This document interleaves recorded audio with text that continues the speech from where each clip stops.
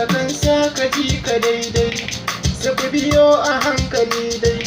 Soyayya ado ga duk duniya amma sai da zuciya dai.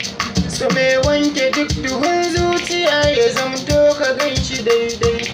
Wurin zuciya da kai farmaki sakamakon ya zo a daidai.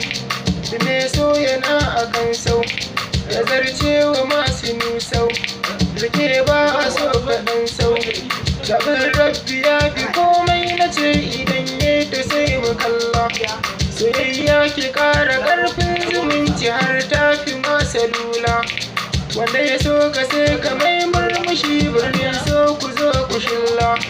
So mai ratsa duka ɓargo, saurin shiga kamar agogo.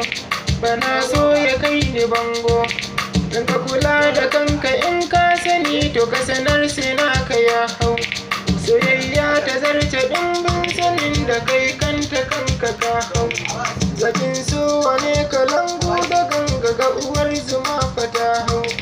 Satse ɗan kaɗan da zafi, shi haka so yake da kaifi, ya gina zuciya da zurfi. Ina addu'a ga duk wanda ke biɗar su ya sami sauki. Kullum rabbana na roƙa ya bani so wanda babu zurfi. Ki sabo na zuciya in bata na amkar kusa ya zamki.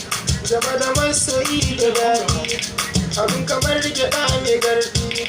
So mai sani yau su muti, ni kan so na zama san kira ko a ina na yau faɗa dai. Ka wanke zuciyar ka sa kairi in ka fito ka kayi kwantai. Shi san zuciya mu daddai na ni sai mu yau kama dai. Amana garkuwar so, sai akwai ta zai yi na so. Kwanciya ta hankali so, nasuwa ta hankali har da ruhi mai sa su sai ku je so.